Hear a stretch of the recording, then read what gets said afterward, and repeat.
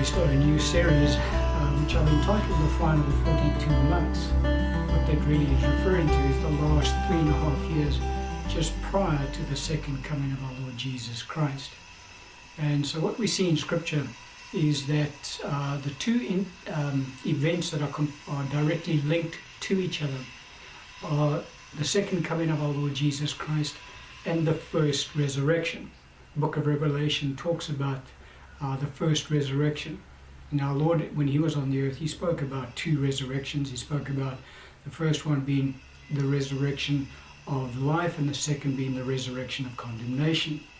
And so it is the first resurrection of which the saints partake, and that particular resurrection takes place at the second coming of our Lord Jesus Christ. And so the question is asked quite often, will the church be ready when our Lord returns to the earth? Will she be aware of the imminent return of the Lord? Or will some in the body of Christ be taken by surprise? And there's even some weird teaching out there that says if you're not ready, you're going to miss out on, which is the first resurrection quite often is referred to as the rapture of the church. And so that's where a lot of consternation comes about in the body of Christ from time to time, purely because of pretty much weird teaching that has come into the church around this particular event, the event of our Lord's second coming, and also the first resurrection, which, as I say, the Scripture is very plain to us that the two events are directly linked to each other. And so what we'll see as we go through this series is that very clearly the church will not be taken by surprise when our Lord returns to the earth. She will know, all of the signs will be there, and she will be fully aware of the fact that her Lord is about to return to the earth. And we're going to concentrate, as I say, on the key events that must take place in the last 42 months in the earth prior to our Lord's return. Now, there's a lot that has to take place leading up to the last 42 months. But we're just going to concentrate on that last 3.5 year period. Just to reassure the saints that, as long as we see what's going on in the earth and it all lines up with Scripture, we know exactly where we are in God's timeline and nothing will take us by surprise. And so the saints that understand the Word of God, know the Word of God, will be very assured in their hearts as to just what is taking place in the earth in the last days. And so we're going to have a look at just two passages of Scripture today. The Apostle Paul teaching on the subject. The Apostle Paul, when he used to go around to the churches and plant churches, he would teach on a range of subjects. One of the subjects he would teach on is the end times, the second coming of our Lord Jesus Christ and the first resurrection that is linked to that event. And he taught that in all of the churches. And so we pick up his teaching along that line in his letter to the Thessalonians. And the passage of Scripture we'll open up with today is in 1 Thessalonians chapter 4, verse 15 to 18. Paul writing, he says, "For this we say to you by the word of the Lord, that we who are alive and remain until the coming of the Lord will by no means precede those who are asleep. For the Lord himself will descend from heaven with a shout, with the voice of an archangel, and with the trumpet of God. And the dead in Christ will rise first.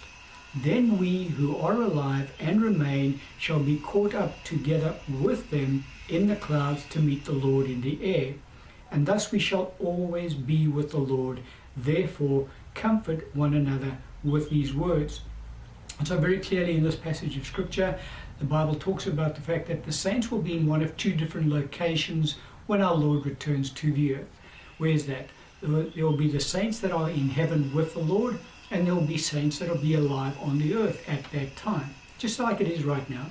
We have saints on the earth now, we have saints in heaven who are with the Lord Jesus. And so when our Lord returns to the earth for his second coming, the saints in heaven will return with him. Now the saints on the earth, they will be caught up together with their brothers and sisters who come back with the Lord. So the saints that come back with the Lord they're the ones who will receive resurrected bodies. Their bodies will be raised from the dead. That's why he says the dead in Christ will rise first. So they will receive their resurrected bodies. The saints who are alive and on the earth at the time of our Lord's second coming, their bodies will be changed instantly into the spiritual bodies that the saints who have departed to be with the Lord will also receive on that day. In the book of Corinthians, Paul talks about the fact that in the twinkling of an eye, our bodies will change from natural bodies to spiritual bodies. And we will be caught up together with our brothers and sisters in Christ who will now enter into their resurrected bodies, and we will together meet the Lord Jesus Christ in the air. And so, very clearly, when our Lord returns to the earth, there will be saints who will be physically alive on the earth at that moment, at that time. So right up until the end. And we can see very clearly that the Apostle Paul links the two accounts together. This account that he's talking about, where the saints are caught away from the earth, is what is commonly referred to as the rapture taking place. And so we see that the rapture takes place when our Lord Jesus Christ in fact returns to the earth. And as we've already mentioned, the saints will be in one of two locations when that event actually does transpire. The Apostle Paul went on to teach a little bit more on that particular subject, and we pick it up again in this passage of Scripture, 1 Thessalonians chapter 5, verse 1 through to 9. He says, "But concerning the times and the seasons, brethren, you have no need that I should write to you. For you yourselves know perfectly that the day of the Lord so comes as a thief in the night. For when they say peace and safety, then sudden destruction comes upon them, as labor pains upon a pregnant woman, and they shall not escape. But you, brethren, are not in darkness, so that this day should overtake you as a thief. You are all sons of light and sons of day. We are not of the night nor of darkness. Therefore, let us not sleep as others do, but let us watch and be sober. For those who sleep, sleep at night, and those who get drunk are drunk at night. But let us who are of the day be sober, putting on the breastplate of faith and love, and as a helmet the hope of salvation. For God did not appoint us to wrath, but to obtain salvation through our Lord Jesus Christ."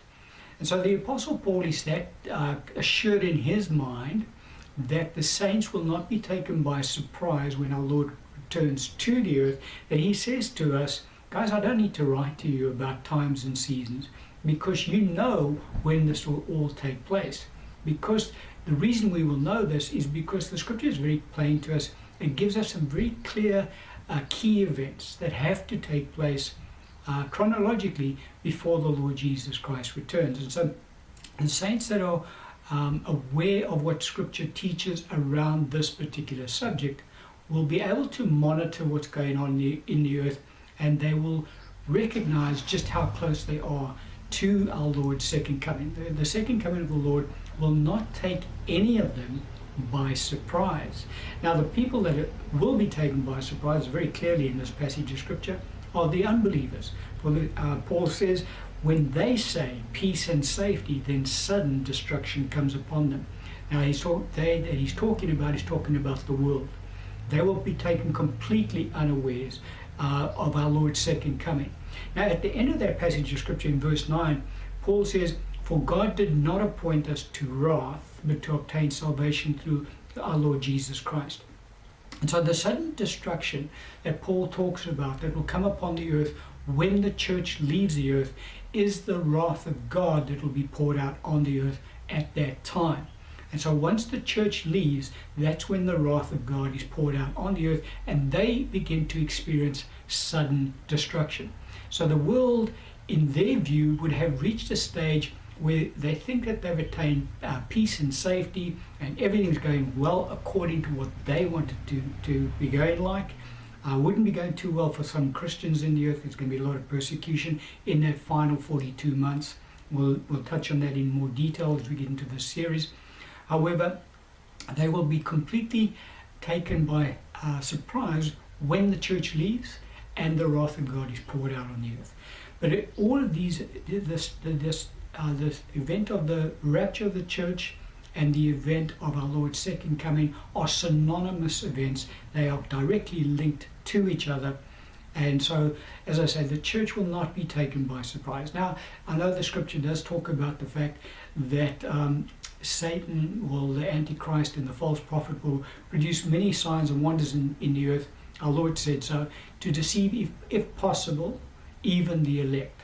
And so it'll be a very trying time in the earth, that last 42 months. There'll be tremendous, powerful signs taking place in the earth. And saints who are not fully grounded in the Word of God will become a little bit shaky.